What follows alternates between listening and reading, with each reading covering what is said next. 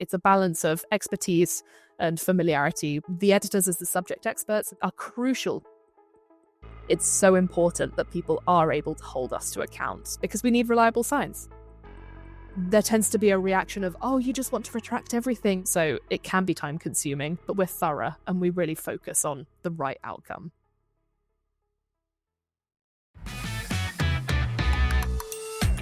Welcome to Unplugged, the official podcast of the Poultry Science Association. This is the podcast where we strip away the fluff and get real about poultry science from bench to barn. I'm your host, Andy Vance, Executive Director of the Poultry Science Association. In this episode, we sit down with Olivia Nippe, the Senior Publishing Ethics Expert at Elsevier, to explore the evolving landscape of research integrity in scientific publishing.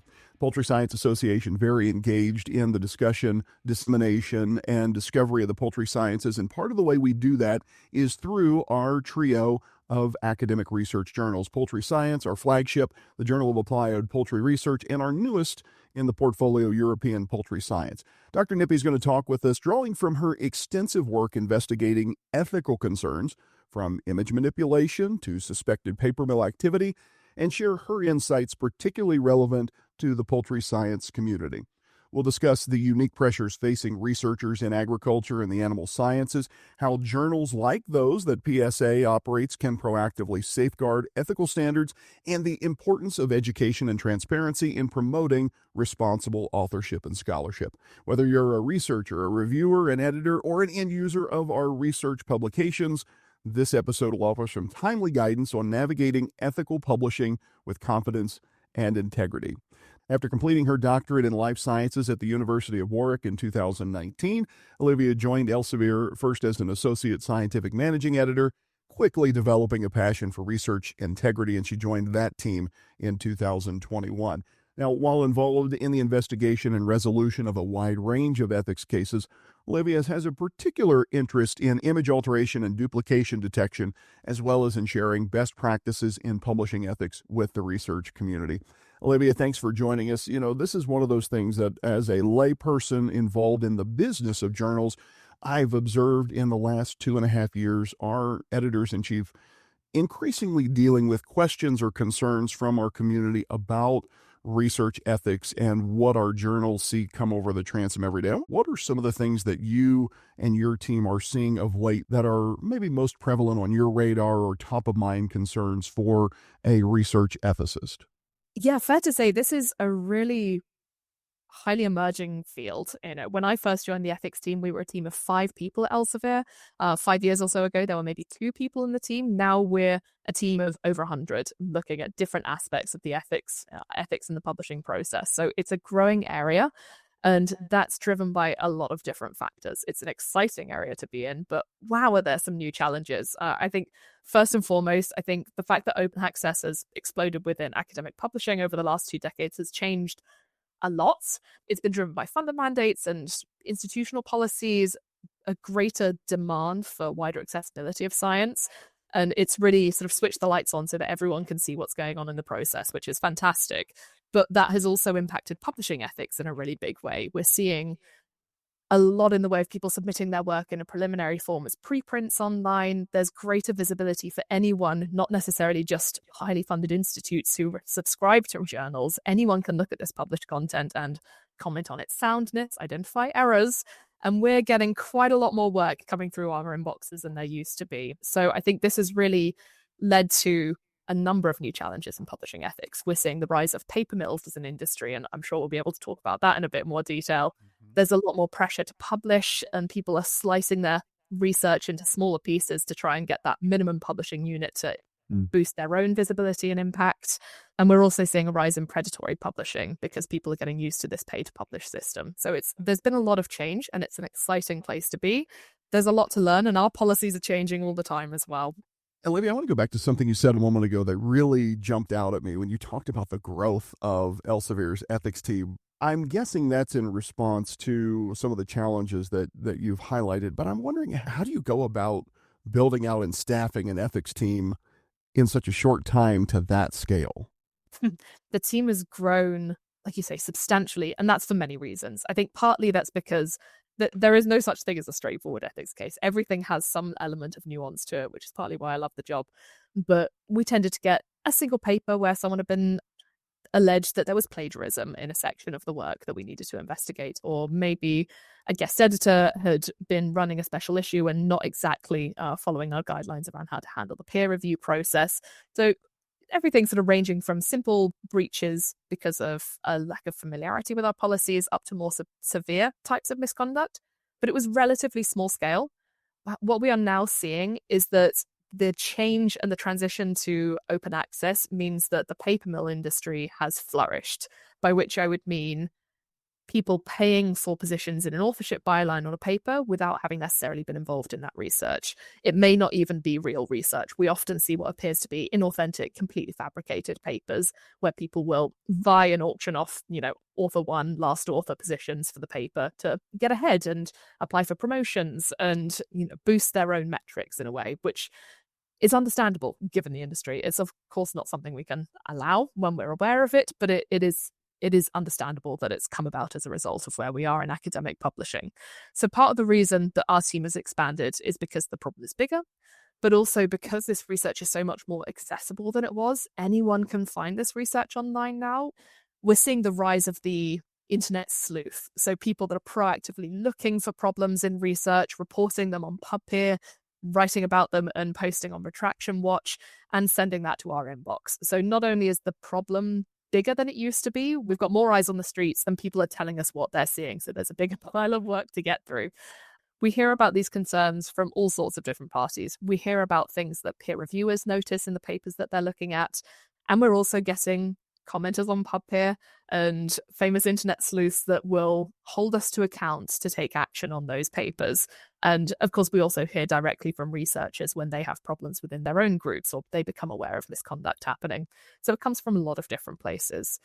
Well, I appreciate the way you approach that because, as somebody who did some of my graduate work in economics, I'm always thinking about the incentives at play. Why did this happen? And you talked about some of those incentives. One, the money in the system because of the shift of who pays for publishing from the old model of subscription based and so on to now kind of on the author side with APCs and the open access model. But also the pressures, as you rightly noted it, on academics. How you advance in your profession is so inextricably tied to publishing. I want to start with that for a moment. When you think about this as a researcher yourself, somebody who did your doctoral work in the life sciences, so you have a lot in common with our Poultry Science Association members and the classwork that you've done and the kinds of research that you might be working on. Thinking about that as a researcher, those pressures, how do we as a community responsibly navigate the conversation about shifting those incentives to get what we want, which is ethical publishing with a strong peer review process, absent some of the malfeasance that maybe has been driven by the publisher perish mindset? It's a great question. And I think it is really important that we do try and distinguish between people that are actively trying to manipulate the process for self-gain versus people that are ignorant of our policies. And there's a whole gray space in the middle where people are just trying to do their best but under a lot of pressure. So if I think back to my time as a researcher, and I don't think I was the best researcher, if I'm particularly honest, I remember trying so many times to get a particular result on a Western blot, so quantifying proteins in a solution. And I was so sure that this particular set of bands was going to appear and prove my conclusion right, and it was going to be groundbreaking. And every time those bands came out of the machine, they weren't what I was looking for and they weren't what I expected. And it was crushing. And I remember thinking, gosh, what am I going to put in my PhD thesis? What are they going to ask me about on my Viva? How do I justify this? Will I get a publication out of this? And it's tough. It's really stressful. And I was lucky in the UK not to be in a program that requires publication as a criteria for graduation. Many places do. And many students and researchers are working in institutes, universities, hospitals that don't necessarily give them the resources they need to get their work done, and yet have these huge expectations for what they're meant to accomplish with their research. There's no room for a lot of people for negative results. It's all about getting in the high impact journals and getting promotions. So it's tough out there. It really, really is. And we always try and approach this from a place of empathy. We had a paper come across our team a fair few years ago where it was pretty clear that it was the product of a paper mill, and we had severe concerns about the quality of the research. And we informed the authors that we would necessarily have to retract the work to protect the scientific record. And one of the authors got in touch and she said, please, I'm a PhD student. My Viva is next month. Can you hold off on retracting it for a month just so I can meet that? And my heart went out to her. Of course, we weren't able to make the decision on those grounds. Right. But of course, you understand the pressures. It is tough. And we try and always keep that in mind and we try and be fair to everyone involved. In terms of guidance, then, I think we often talk about ethics in a few different ways. There are the things that we look for from what we call bad actors, people who are really trying to game the system. And there are the pitfalls that we say, be aware of this and you can prevent a lot of these problems for yourself early on in the process. I think something that people often trip up over is authorship, understanding how someone can and should qualify to be an author of the work. I think a lot of people go into their research thinking that they're going to do a certain amount of work and maybe them and their supervisor and some other person they're familiar with is going to be on that authorship byline. And then when it comes to writing up that manuscript to be published, maybe their supervisor has other ideas. Maybe they've worked with another researcher or collaborator that that person isn't so familiar with. And there are conflicts around who should be on that byline. So I think one thing people can really do to safeguard that process is have those discussions with your group early. Right. Decide who is going to undertake which parts of the project, and that may change as the project develops, but have an ongoing discussion about who should be an author, by which I mean it should be someone that is substantially contributing to the writing of the work, collecting the data analysis, participating in peer review, and having a shared understanding of that before it gets to publication. You don't want this conflict to arise when you're halfway through the peer review process. I think another thing that people often trip up over is around use of Gen AI. Everyone's talking about it these days, and a lot of our policies are new, and understanding of that takes time. So we really encourage and see Gen AI as a tool that can hugely facilitate the writing process, and it levels the playing field, particularly for non-English speakers. So we absolutely endorse the use of Gen AI in the writing process for reasons of readability and clarity, but it shouldn't replace authorial duties. It shouldn't be synthesizing conclusions. It generally shouldn't be used in data analysis, and it should always be used with human oversight. So I would say to people, be aware of the tools that you're using, disclose what you are using and how, and be sure that anything that is being generated for use in your manuscript is being really carefully checked before it's submitted. We see people that submit papers that end up with what we call hallucinated references. You bet. So we'll see text that seems quite authoritative sounding, and the references will go to papers that don't exist, but no one's checking those. So check things. Nothing should be in your paper that you haven't read and that isn't relevant to the topic. There are great ways to use these tools, but it needs to be done with care. And we're going to talk more about the Gen AI space because it fascinates me. And partly because I had an experience with a hallucination, just like what you were describing, where I was trying to get at how does this tool work? How could it work in our space? I'm experimenting a little with a hypothetical lit review, and I, asked one of the GPTs in the scholarly space, give me some citations from highly cited articles on this topic. And the first one it gave me had a familiar author name. And I thought, oh, that's interesting. And so I asked for the DOI on that particular, and of course it popped back and says, well, I'm sorry, I actually gave you a hypothetical reference of an article, but what was fascinating was the hallucination was so close to the mark. It sounded authoritative, to your point. It was an author I was familiar with personally. Actually, it was my PhD advisor, which was really fascinating. Two, was in a journal that sounded like a perfectly plausible place for that author to have published on a topic that was in that author's wheelhouse. And yet, it did not exist and never had. I mean, just mind-blowing, but I'm imagining see those kind of things over the transom all the time, that those kind of references show up. How do you play whack-a-mole in that kind of environment? How do you trust but verify, so to speak, in this space with such a pervasive set of challenges? Yeah, it's a good one. It's tricky. It's a bit of a wild west, and this is such a rapidly changing space and technology right now.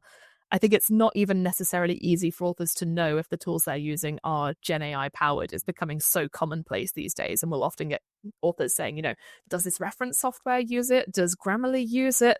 And it's very hard for us to answer because, wait a week and that answer will change. Right. Maybe they did yesterday, but not today. Or maybe they didn't yesterday, but they do today. So knowing which tools are using it is hard. You've got to ask those companies, give it a Google. Don't ask ChatGPT, give it a Google and do your own research and find out where it's being used. And checking to see where it has been used, again, continues to be difficult. There are hallmarks, there are things that can give it away, but it's a new space. These things are changing and they're not hugely reliable or dependable just yet. It's much easier if someone has a literature review which contains the sentence, yes, sure, I can write a literature review for you on that topic, and then gives you 10 bullet points. Sadly, we do see that from time to time. There are sloppy ways to use these tools. And there are ways where it is less obvious. If it is being used well and with the right intentions, that's not necessarily a problem. What we do ask is that it is disclosed transparently. Right. So if you are using it to help you with a literature review, that may be reasonable as long as you can verify that what it is suggesting is accurate, that you have read those papers, that it is relevant to your work. It can sound correct, but it may be rife with inaccuracies. So use it as a guide. Absolutely, we should be working smart, but you've got to use that oversight to make sure that you're putting out something that is reliable. If I'm a researcher listening to this and I say, well, of course, I'm not going to do any of the things that you've been talking about. I would never use ChatGPT to write an article and so on. I think more people are probably amenable because we're scientists, or maybe we consider ourselves good writers. We're not necessarily graphic designers or artists, but we know imagery is increasingly important in the scientific space. Talk with us about some of the challenges or issues you've encountered or seen related to image integrity, things like alteration, duplication, and how is that coming to the fore in the life sciences publication, biosciences, like what our journals are publishing? It's a prominent issue. It is something that often co-occurs with paper mill style papers, but it's far from limited to that. As I said, as a researcher myself, I remember thinking, my gosh, I just wish the results looked a certain way. And I didn't feel that temptation to make those changes, but many do, and it's understandable. There are tools available that make it very easy to change how your data looks. If we're talking about figure images, microscopy, and those sort of non-textual ways of presenting your data. There are ways to do this which are fully compliant with journal guidelines, and journal guidelines, they'll vary from journal to journal, publisher to publisher. But broadly speaking, most people are content with making some changes to images as long as it's for the purpose of clarity and as long as those processes are applied evenly across an image. So it may be appropriate to adjust the brightness or the contrast levels to show the results that are pertinent to your research, but they can't be used to hide artifacts. You can't selectively add or remove features within an image. But if you have Photoshop and other image manipulation softwares, it's very easy to do. So this is becoming an increasing temptation for people in this field. People try and get away with all sorts of things. We see people who will reuse images from past publications, their own or other people's, and pass them off as their own. We will see people cut and paste areas of a figure and use it to cover the smudge or the band that doesn't quite agree with their conclusions. It can range from beautification to outright fabrication. And we are now seeing Gen AI play a part in this as well. So there are a number of ways that people can do this. You can ask a generative AI tool to create a brand new piece of artwork for you from scratch. So you can say, hey, make me an image of a cell invasion assay, and it'll give you something. If you ask it to create a Western blot, for instance, it'll often give you lots of pictures with maybe some bands, maybe some pictures of Petri dishes, but they can be fairly kind of crude, broad biological images, not necessarily very specific. It gets a little closer, however, if you start with a reference point. So if you say, this is an image of a cell microscopy assay, give me 10 more that are similar to this, it starts getting disconcertingly close. So the tools are getting very good around this, and detecting it is hard. There are tools on the market that are able to detect these, but they themselves are not entirely sure what it is they're detecting. They have certain true positive rates, but they themselves are thinking, okay, now what is the algorithm actually finding here? Because this is brand new to us all. So the advice I often give to editors in this space is, firstly, the technology will catch up here. This is brand new. But secondly, look for what seems unusual, out of place to you. If it's a Western blot, sometimes we see Gen AI created images that have bands of different lengths, which anyone who is an expert in that field would know is not how those images usually look. You might see an image of cells where there's a lot of debris around the cells in one part of the image and conspicuously none somewhere else. So trust your instinct as an editor, and if it just feels a little off, ask for the raw data. That is your best friend as an editor. If you have any concerns, and there are a lot of reasons to be concerned about image-based data these days, ask for the raw data. The authors should be able to provide original, unprocessed images proprietary file types, so not PNGs and JPEGs, but maybe .czi files straight from the Zeiss microscope that will contain a lot more metadata about the settings used to capture that and who created that image. If you can ask for the raw data and it is up to your personal standards, that can settle a lot of your concerns. So the tools are catching up. Trust your guts. Ask for the raw data. You've hit on something there that I've been thinking about throughout this whole discussion. As you talked about some of the red flags, some of the patterns, some of the things that you look for. What I'm hearing there that I think is important to maybe drill in a little bit more is the role each of us at every step of the peer review process play in maintaining the ethics and integrity of the peer review process. So if I'm a reviewer, if I'm a section editor, if I'm an editor-in-chief, I can't just assume, well, my publisher and their massive ethics team are going to help me catch all this stuff. It's really up to each of us along the way to be thinking about these issues. Is that a fair read? What's your guidance or advice there to reading articles that come across my desk? I would completely agree that everyone in that process plays a part. The authors do, help their institutes do, the people that are guiding them on how to set about with their research in the first place, editorial offices, editors, peer reviewers, and the research integrity team. We all play a part in this. Part of the reason that we have expanded our research integrity team at Elsevier is so that we can offer greater support to editorial offices. We are aware just how much of a burden is put on editors to catch everything, and the list of red flags to look out for grows every day. We know that this is a huge expense of time, and we really want for editors and reviewers to be able to focus on the scientific content of the paper wherever they can. So we've expanded our ethics toolkit. Our team is able to support with pre-screening submitted manuscripts for a number of those red flags that we are well aware of and where automation can help. We can help with investigations when concerns crop up along the way. But yes, also the editors as the subject experts and the reviewers are crucial. It's a balance of expertise and familiarity with ethics cases and our policies, and its familiarity of the field. So the more eyes you can have on that, the better. That's why we have this gold standard of peer review, where the more people looking at that paper with expertise, the more we can trust that output. We try and make sure that everyone can focus on where their skills are best placed. Yeah, I think that's so critical, and for all of the warts and freckles that the peer review system has, it still is really, I think, a modern miracle that we are able to advance scientific discovery because of the peer review process and the ethics and integrity that it injects into the system. I want to think about some of so we've talked about images and generative AI. I want to go back to some of the things we started with regard to authorship, paper mills. Certainly we have seen in our journals some of these issues crop up more recently where you'll get a paper and you can just tell something's off, or there will be a request to change authorship, even right up to the point where we've already sent out proofs. And oh, by the way, I need to add Dr. Nippe to this. There's first author position. And some of it you just say, gosh, that's really brazen. I can't believe anybody thought that was going to fly. And it is what it is, as they say. But I'm wondering, as you look at that side of the business, the paper mills and some of the really predatory actions, what's the state of the union, so to speak? What are some of the trends that you're seeing in that area, and how are editorial teams detecting and handling and combating some of those challenges?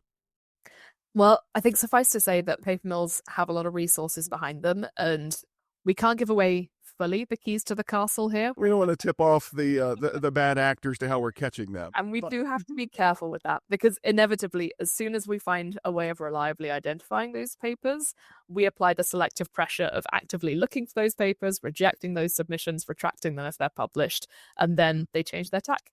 They pick up a new strategy and they find new ways. So I am certain that there will be new ways for paper mills to surprise us and get into our systems, and that is now the nature of the business. I think what we are seeing is actually what you touched on yourself, Andy. We are seeing a lot of people requesting withdrawals of papers at those late stages, not necessarily tied to paper mills, but it's definitely a trend we're currently seeing. We see people who will submit their papers potentially to more than one journal at once, which of course would be a big breach of our policies. And we have ways of detecting that, but not always. We don't capture every journal within that system.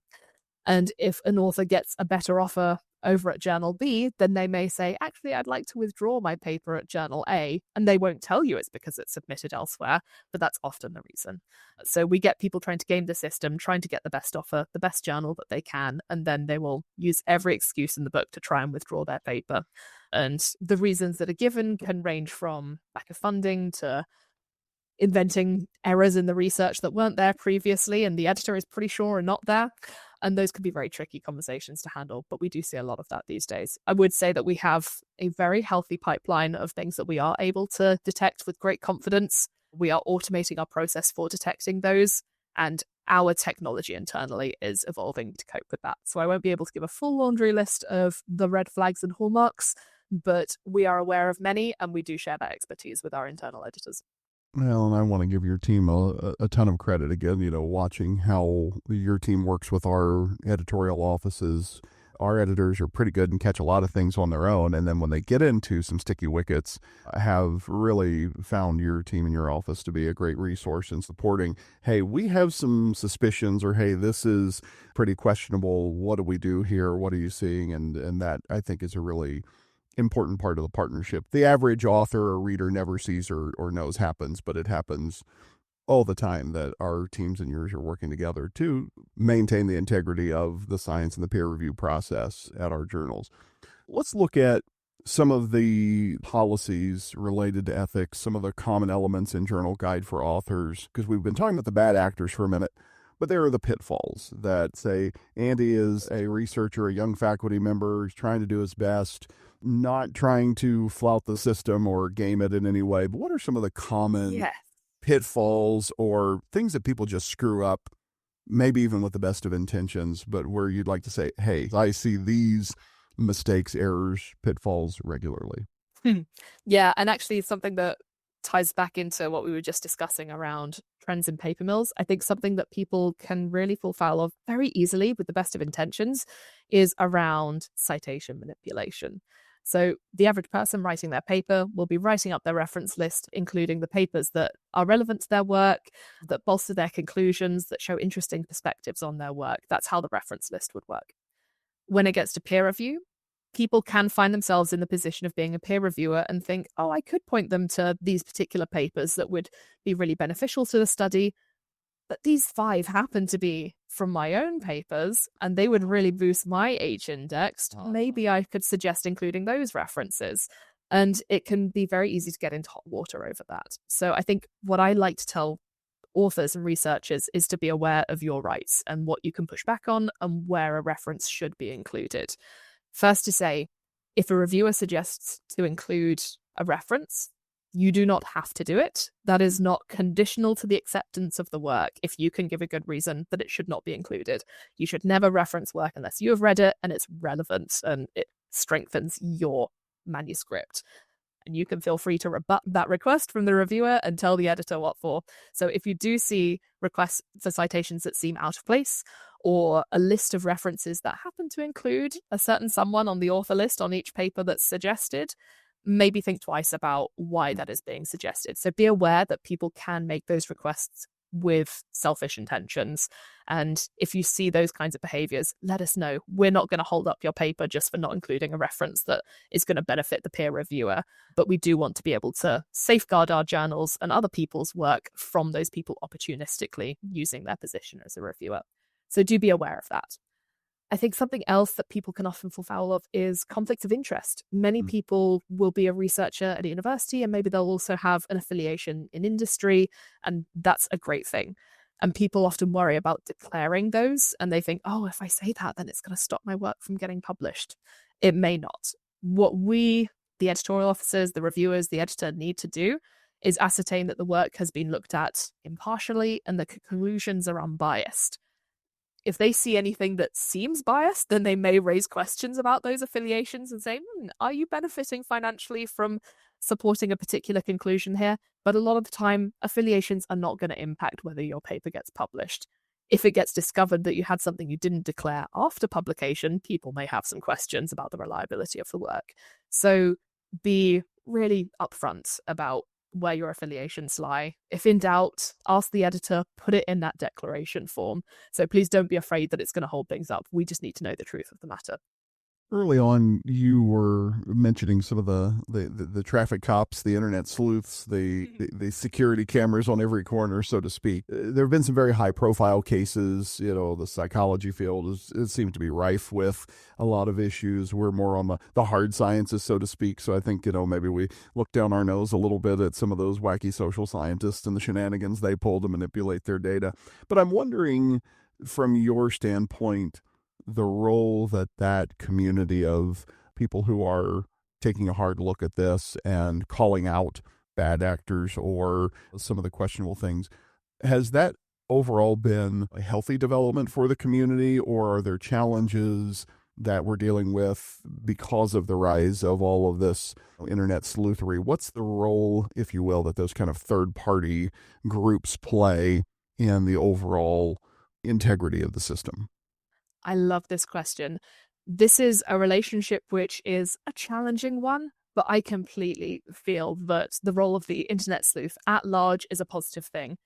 If nothing else, we are shining more light on research that's getting published, and we are aware of the scale of the problem. Do we always have the resources that we have wanted in the past to investigate these problems? No, but that means that we as publishers can say, hey, we need to develop in this area, we need to expand our team, we need to invest in the technology to address these problems. It's so important that people are able to hold us to account to deliver the correct actions on these papers, because we need reliable science. If there's action that needs to be done, if we need to correct a paper, retract it, investigate matters, we need to know about it first. So having people with eyes open that will hold us to account is a good thing. There are challenges. People expect results to come from investigations pretty quickly, and actually that can be a very lengthy process. When we conduct investigation, we will need to verify those allegations internally to our own satisfaction. We'll need to discuss them with the editor and to get their view on the concerns and whether they merit investigation. We'll need to ask the authors for their explanation and give them a suitable amount of time to respond. And once we've had a response from the authors, we'll have to then, again, discuss that with the editor, review the evidence, see if there's anything that we're missing. Often, if the results are not conclusive, we may need to involve the institute and ask for them to conduct their own internal investigation. They have the highest awareness of what is going on within their four walls, so to speak, and they can provide really valuable guidance on outcomes on a case. There are a lot of steps involved before we decide what that final outcome is, and we need to give everyone plenty of time along the way to offer their opinions and make sure that we come to the right conclusion. So it can be time consuming, but we're thorough and we really focus on the right outcome. I think when it comes to papers where we have to express our allegations and concerns to the authors, there tends to be a reaction of, oh, you just want to retract everything. You just want to expunge everything from the record because that's the easiest outcome without looking at the evidence. And that just means that you can not have to think about this anymore. Conversely, I think there can be an impression from certain other people in the community, certain sleuths, that we don't want to retract anything because that'll make our journals look bad. You're just trying to brush everything under the rug. We do not want retractions, nor do we want to avoid retractions. We want the science to be reliable, and that takes time. So it is a fruitful relationship in terms of knowing more about what's out there, and it holds us to account in a way that can be demanding. We have a lot of different cases that we have to investigate, and determining the urgency of a case is not straightforward. There are a lot of things to consider. If the case involves any kind of risk around data conclusions for clinical outcomes and public health, that has to be treated on high severity, high urgency. Right. It shouldn't just be a matter that we investigate the things where people shout the loudest. And I think that's partly a resourcing issue. So for now, we need to be able to focus our attentions where there is an urgent need to correct the record, and people don't always agree with where that urgency is placed. Yeah, well said. From the author side of things, if someone had accused you of one of these issues that we've been talking about, you would want the journal and the editorial office and the publishing team to do their due diligence, so to speak. So there is an inherent tension there of, oh gosh, we have to respond quickly, but we want to respond appropriately. And I think that's really important. Olivia, as we wrap up our time together, I wanted to get some of your advice or guidance in effective ways research communities and scientific societies like PSA can promote awareness, best practices in publishing ethics to maintain the integrity of the entire system. What would you encourage authors, reviewers, editors, and the association as a whole to do, whether it's continue doing, to do more of, to consider? What's your advice or guidance for communities like ours?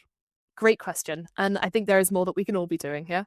I mean, it's great to be invited on this podcast to talk about this. Like I said, I'm biased, but I love research integrity. I think it's absolutely fascinating the reasons that people would fall foul of these policies and how they're building up their research and presenting it to the world. I think it's just so interesting. And it's a growing field. There's a lot of interest here at the moment as Gen AI is developing. There are a lot of eyes on this. As the internet sleuth is booming online, there's more visibility around research misconduct than there used to be. This is kind of falling into the common vernacular, not just within science. So we're all interested. We should make this a platform. It sounds very self-centered to say it's fantastic that you invited me here today, but I think it's really important to invite people in the research integrity space to talk about things that people can be aware of when they're early in their research career journeys, things that editors can be aware of when they're assessing papers and reviewing the up-to-date information about how we can safeguard research. Societies can be offering these regular workshops and webinars and places to discuss these guidelines, integrating ethics into conferences as a regular feature and discussion point. It should be an ongoing conversation for us all. And I think it would be particularly useful for societies who have a high awareness of their subject area to be able to relay that information into where it particularly affects people in poultry science, for example. What ethical approvals are appropriate? What kind of affiliations should be declared? Industry standard reporting guidelines and ethical approval processes will support their members. So talking about that as much as possible. Newsletters, social media, these are all great places to share tips and build a strong culture of integrity from the ground up. I really heard about this for the first time when I got into academic publishing. I couldn't believe how much people were trying to game the system and that there were people out there who would even think to do this kind of thing. It shouldn't come as a shock. It should be something that we're teaching PhD students, master's students, right when they come into research. We should be telling them, hey, predatory journals exist. Do your due diligence. Make sure that you're applying to somewhere that has appropriate ethical standards, that has really clear guidelines about when they're going to ask you for payment and what the peer review process is like. Be aware of those red flags early. Don't wait to be caught out. The more we can tell people about this, the earlier in their research journey, the better. Yeah, I'm glad you mentioned the predatory journal. I think that's another area where it's incumbent on all of us in the system. If you're a supervisor of graduate students, if you're on a promotion and tenure committee and evaluating people's vita, that you're looking and saying, are you publishing in high quality journals? It doesn't necessarily mean high impact. I'm not saying you have to pick the highest impact factor journal in the space, but you should be critically evaluating, is this a reputable journal with a reliable peer review process, that it wasn't just pay for play. Hey, you gave me a check, I'm going to publish your paper. Because we see that a ton. Maybe before we wrap up, Olivia, share a little bit about that aspect of the business, since we haven't focused as much on the role predatory journals are playing in this entire ethics conundrum. Yeah, this is a really important point. So predatory journals really came about because of the boom in OA publishing. Everyone got used to the idea of paying to have their research published, and people stopped necessarily thinking that they had to look very closely and scrutinize where they were submitting that work to. And so opportunistic journals sprung up where they would say, hey, pay us $2,000. We could guarantee fast publication. We'll get it online tomorrow and we can make sure that you're cited in all these journals, all these sort of impossible too good to be true promises. And people weren't used to having to look out for that kind of thing.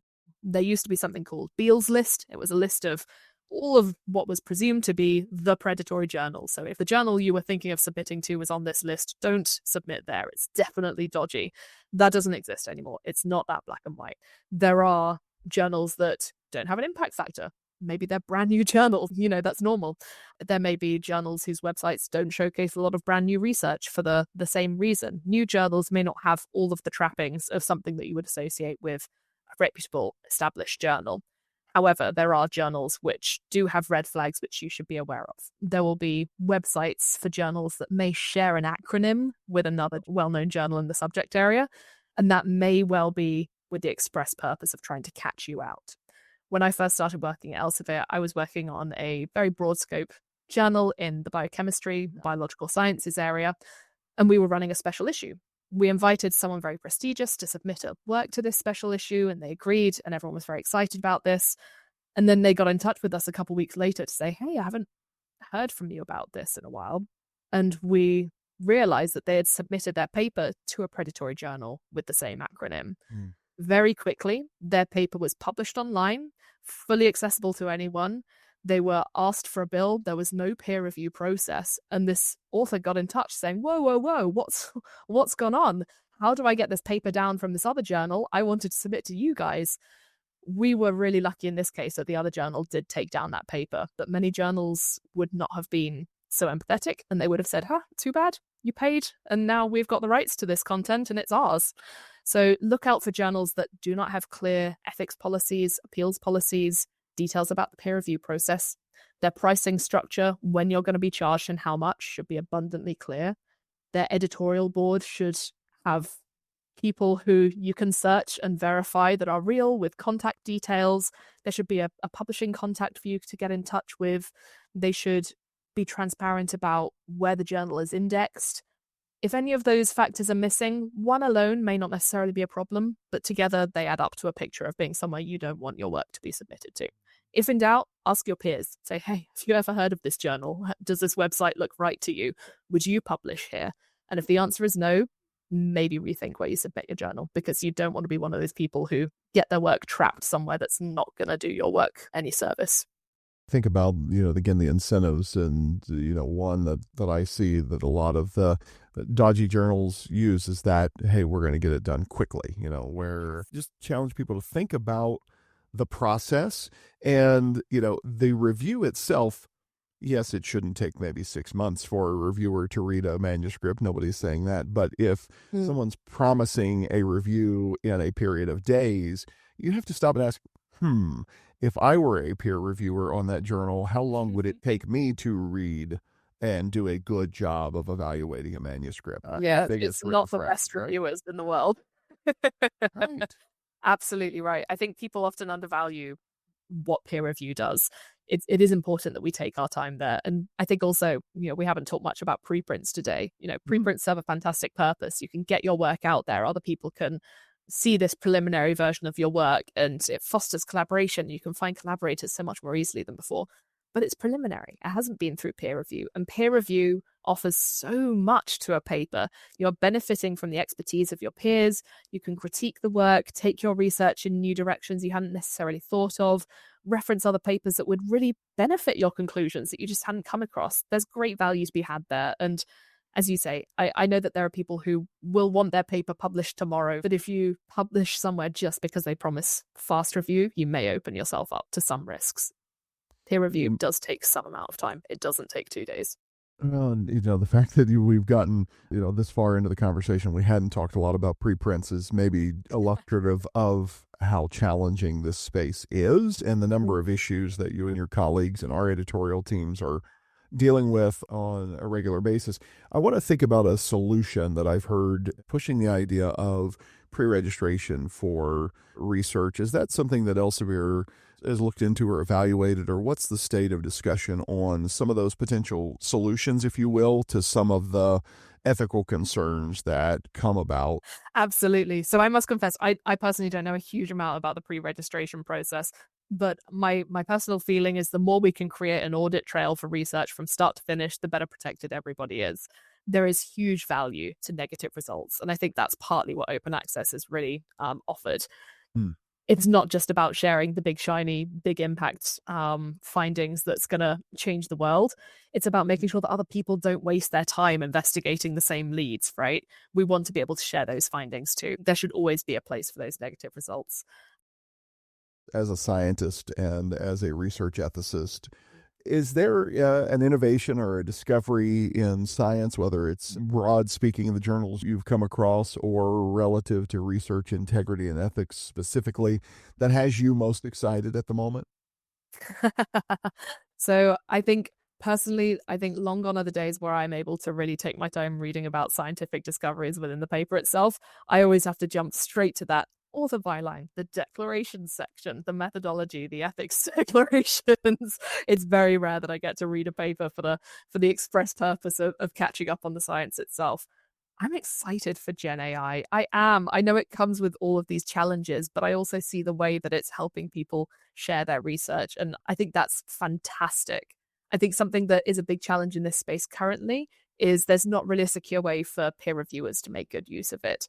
Peer reviewers, we want to be able to capture people with diverse perspectives and expertise in a field, and language barriers can be a big part of that. I would love for peer reviewers to be able to use Gen AI tools in that process. But currently, if you upload a submitted manuscript to ChatGPT, then confidentiality is out the window. That's not something that we can permit.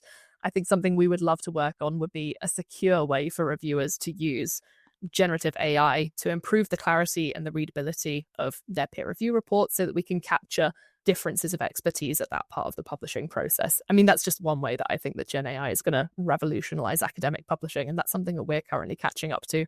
But there are going to be a million other use cases for that as well. So I'm excited to see the good that that can bring. It's incredible what it can do right now. You can say, tell me about this topic. Let's deep dive into this aspect of it. Tell me more about advances here. When I think about the hours that I spend on literature review as a student and how much this could save, it's going to change things. And I think it's important. It'll free up our time to focus on things where human intelligence really shines. Let's work smart. And I think there's going to be a number of ways that this does it for us. And we'll leave it there. Dr. Olivia Nippe with Elsevier. We're likely to have you back on the podcast in the future, so thank you for sharing your expertise. And we'll look forward to continuing the conversation. Now, friends, pull out your calendars. A couple dates I want to have in front of you. Some great opportunities to get together with other members of the PSA community to share your research, to take part in discussions. Coming up this July, of course, our PSA annual meeting in North American Scientific Conference, our flagship of all of our meetings and events, coming to Raleigh, North Carolina, July 14th through the 17th.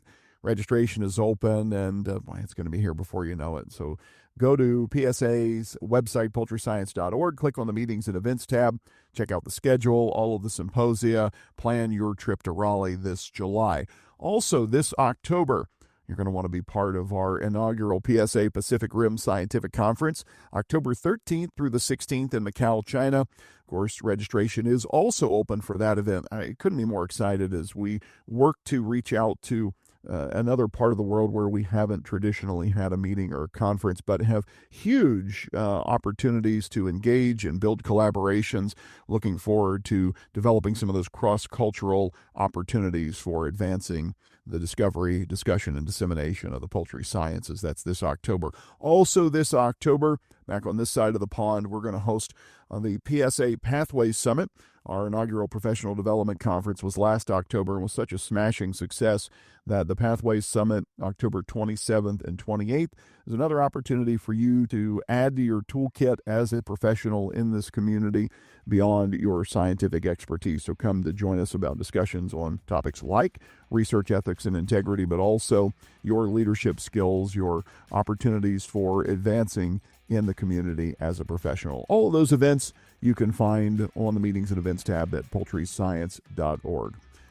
Stay tuned. Next week, another episode of Unplugged, the official podcast of the Poultry Science Association. Until then, for PSA, I'm Andy Vance.